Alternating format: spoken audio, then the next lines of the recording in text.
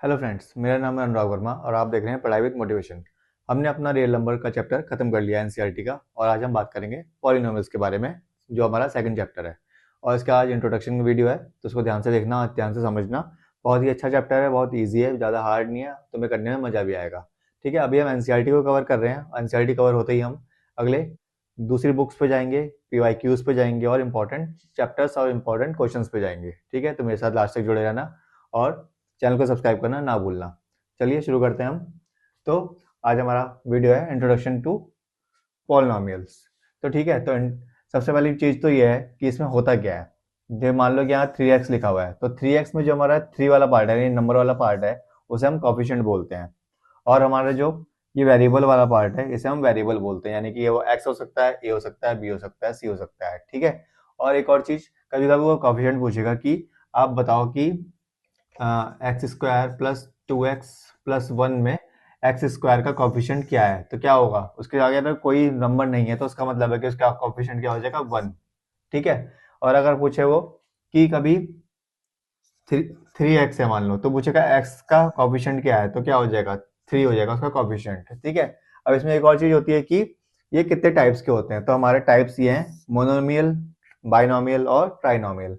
Monomial का मतलब होता है सिंगल टर्म, यानी कि ये सिंगल टर्म है। ठीक है, सिंगल टर्म। अब बाइनोमियल यानी कि टू टर्म्स। तो टू टर्म्स कैसे हो रही है, एक तो 3x और एक 4। और ट्राइनोमियल यानी कि 3 टर्म्स, तो इसमें 6x स्क्वायर, 2x और 3, ये 3 टर्म्स हो गई इसमें। ठीक है, तो ये हमारा हो गया, ये 3 चीजें जो इसमें इंपॉर्टेंट है इंट्रोडक्शन वीडियो में, कि एक तो टर्म्स हमारी हो गई और ये कितने टाइप्स के होते हैं। तो तुमने ध्यान से देख लिया, और ये तुम इसको ही हम क्या बोलते हैं, पॉलिनोमियल। ये हमारी पॉलिनोमियल इक्वेशन है। ठीक है, तुम जानते हो कि हमें इसके फैक्टर भी करने पड़ते हैं। अगर मान लो हमें इसका ही फैक्टर करना हो, तो 6 या 18। ठीक है, और ऐसा कौन सा नंबर आएगा जो मल्टीप्लाई करने पर 18 आ जाए या प्लस माइनस करने पर 2 आ जाए। तो ऐसा नंबर को तुम सोचो, 18। अगर मान लो हम 18 आ रहा है, इसका हम एलसीएम करते हैं, 2 9 से 18, 3 3 से 9, 3 1 से 3। तो 3 दूनी 6 और 3, तो 6 दिया 18 होता है। लेकिन यहाँ पे भी 3 दूनी 6 हो रहा है, 3 3 9 और 2, तब भी नहीं बैठ रहा हमारा। ठीक है, और एक और 2 3 6, और 6 में से 6 3 18 होता है, लेकिन 6 में से 3 गया, तो क्या बचेगा, 3 बचेगा। लेकिन यहाँ पे एक ऐसा नंबर आ ही नहीं रहा है, यानी कि ये जो हमारी इक्वेशन है, ये इस टाइप के इसके हमारे फैक्टर नहीं हो पा रहे हैं। ठीक है, लेकिन ऐसे इक्वेशन होती नहीं इसके फैक्टर ना हो। ये मैंने तुम्हें खाली एग्जांपल के लिए यहाँ लिखी है, ट्राइनोमियल वाली के लिए, कि तुम्हें पता चल जाए कि इन 3 टर्म्स में हमारी क्या है, ट्राइनोमियल है। 2 टर्म हमारा बाइनोमियल है और एक सिंगल टर्म हमारी मोनोमियल है। ठीक है,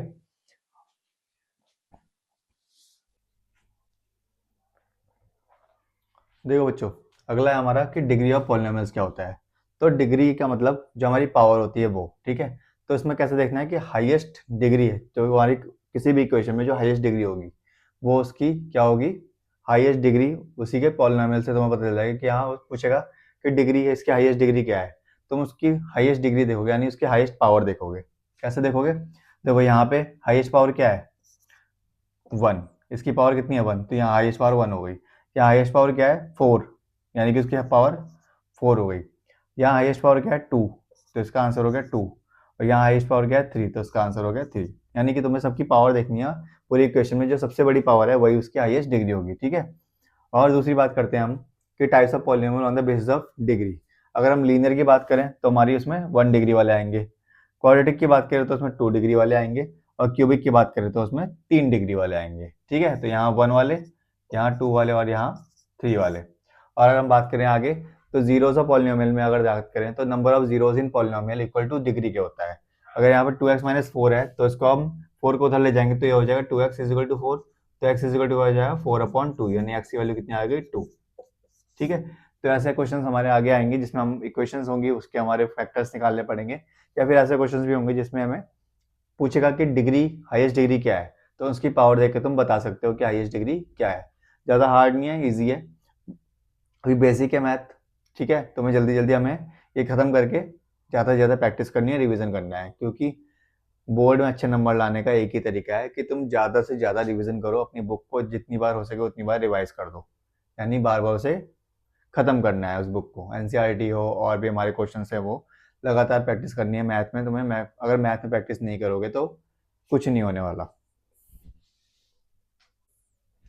देखो अगला एक और मेथड है इसमें, ज्योमेट्रिकल मीनिंग ऑफ पॉलिनोमियल, जिसमें हम ग्राफ के थ्रू क्वेश्चन का आंसर देते हैं। ठीक है, तुमने देखा होगा ग्राफिकल मेथड जो होते हैं उस टाइप का है ये।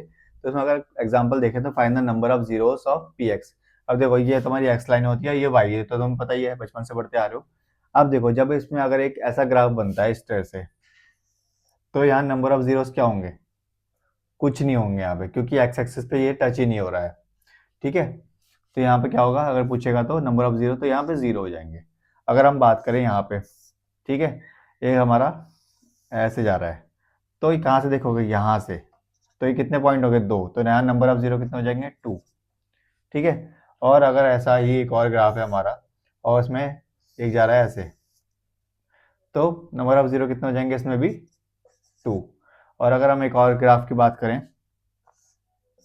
तो यहाँ पे ऐसे ऐसे ऐसे ऐसे ऐसे आप गिनो, एक, दो, तीन, चार और पाँच, तो नंबर ऑफ जीरो कितने हो गए? पाँच। तो समझ गए, जो हमारी ये कर्व लाइन है वो एक्स एक्सिस पे जहाँ जहाँ टच होगी, जहाँ जहाँ उसके पॉइंट टच हो रहे हैं ये वाले, वहां से तुम हमें पता लगाओगे कि नंबर ऑफ जीरोस कितने हैं। ठीक है, बहुत ही ईजी है ये, और एक नंबर में आ जाता है क्वेश्चन, तो जरूर से करके आना है, इसे छोड़ना नहीं है। बहुत ही ईजी है, तुम्हें खाली ये कर्व को देखना है, वेव्स को देखनी है और उनके पॉइंट्स को देखना है कि यहाँ पे कितना है। ठीक है, एक और देख लेते हैं एग्जाम्पल। तो यहाँ पे ऐसे और ऐसे कितने हो गए? एक, दो, तीन, तो यहाँ पे हो गए तीन, बस, और कुछ नहीं करना है इसमें। देखो बच्चों, इस चैप्टर का सबसे इम्पोर्टेंट हिस्सा ये है, अगर इसे ढंग से नहीं समझा तो सारा चैप्टर बेकार हो जाएगा। तो इसको ढंग से समझना है, ये बहुत ज़्यादा इंपॉर्टेंट है कि relationship between zeros and coefficient of a polynomial. इसमें जीरोज एंड कोफिशिएंट निकालने के लिए आते हैं, तो इसका फॉर्मूला है हमारा a x square plus b x plus c, ये तुमने 9th में पढ़ा है, जिसमें हम कंपेयर करते हैं किसी इक्वेशन का और ए और बी और सी की वैल्यू निकालते हैं। ठीक है, इसमें भी वही करना है। तो अब इसके सम निकालने के लिए जब होता है तो सम ऑफ इट्स जीरोज, यानी कि अल्फा प्लस बीटा, इसे हम बोलते हैं अल्फा। ठीक है, इसे मैं यहाँ लिख देता हूँ, ये होता है अल्फा और ये होता है हमारा बीटा। ठीक है, सम ऑफ इट्स जीरो यानी कि अल्फा प्लस बीटा की वैल्यू होती है माइनस बी अपॉन ए, और ऐसी product of zeros alpha beta की वैल्यू होती है सी अपॉन ए।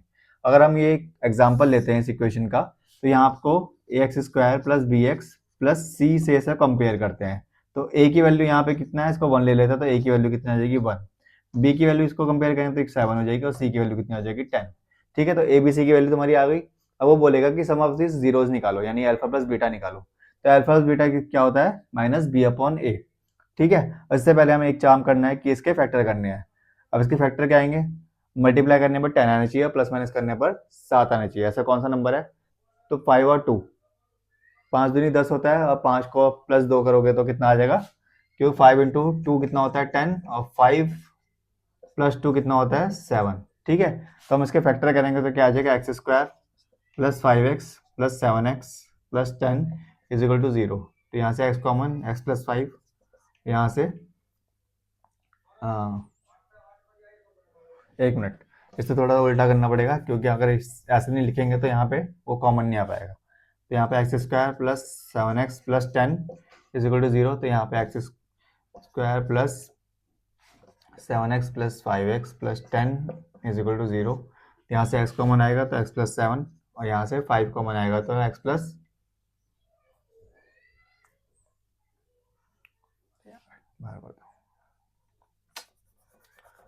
छोटी सी गलती हो रही है, कोई बात नहीं, मैं दोबारा बताता हूँ इसे, हो जाता है कभी कभी।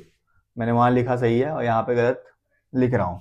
ठीक है, कभी कभी तुमसे भी ऐसी गलती हो सकती है, तो अपने माइंड को थोड़ा सा एक जगह पे फोकस रखो। ठीक है, अब देखो, दोबारा देख लो, तो 5 दूनी 10 होता है, तो यहाँ हो गया एक्स स्क्वायर, ठीक है, प्लस 2x और प्लस 5x और प्लस 10 इज इक्वल टू 0। ठीक है, 5 दूनी 10 और 5 और 2 7, तो यहाँ से x कॉमन आ गया, x प्लस 2, यहाँ से 5 कॉमन आ गया, तो x plus 2 is equal to 0। तो ये दोनों चीज़ें हमेशा सेम होनी चाहिए, तुम्हें पता ही है। तो x प्लस 2 और x plus 5 is equal to 0। तो x की दो वैल्यू आएगी, x इज इक्वल टू -2 और -5। ठीक है, ये दो वैल्यू आ गई। अब देखो ये जो -2 और -5 है ये क्या है, तो ये -2 हमारा है अल्फा और ये -5 है ये हमारा है बीटा। ठीक है, क्योंकि इसके बाद आता है हमारा वेरीफाई करने के लिए। अगर तुम यहाँ से सम निकालोगे तो सम क्या आएगा, देखो मैं इसे थोड़ा सा रफ कर देता हूँ, तुमने वो नोट कर लिया होगा तो उसे नोट कर लेना अच्छे से और समझ लेना और मुझे कमेंट करके बताना कि तुम्हें समझ में आया या नहीं आया। ठीक है, हम आगे चलते हैं इसमें। तो इसमें आगे यह है कि अगर इसका सम पूछेगा वो सम, तो सम क्या है -b अपॉन है, तो -b अपॉन है यानी कि -b कितना है, अब -b यानी कि b कितना था 7, तो माइनस यहाँ पे क्या था -7 और a कितना था 1, तो सम कितना आ गया -7। और अगर c अपॉन a की बात करें तो 10 अपॉन 1 यानी कि कितना आ गया, प्रोडक्ट हमारा 10 हो गया। ठीक है, तो सम हो गया -7 और प्रोडक्ट हो गया 10। तो कभी कभी ये क्या करता है वेरीफाई करने के लिए बोलता है। अब वेरीफाई कैसे करोगे, देखो वेरीफाई करने के लिए इसमें रखो सब कुछ वैल्यू, तो अल्फा प्लस बीटा, अल्फा कितना है हमारा -2 और बीटा कितना है +5 और इसका सम कितना आया था -7, तो इनका सम कितना आ जाएगा -2 -5 -7 इज इक्वल टू -7, तो ये वेरीफाई हो गया। ऐसे ही प्रोडक्ट का देखते हैं, तो -2 इंटू -5 इज इक्वल टू कितना आया था 10 आया था, तो यहाँ पे भी मल्टीप्लाई करोगे माइनस माइनस क्या हो जाएगा प्लस, तो 10 इज इक्वल टू 10, तो ये हो गया हमारा वेरीफाई। ठीक है, कुछ नहीं करना है, ये याद रखना है एबीसी की वैल्यू निकालनी है, alpha plus beta is equal to -b upon a होता है और अल्फा बीटा हमारा क्या होता है c अपॉन ए।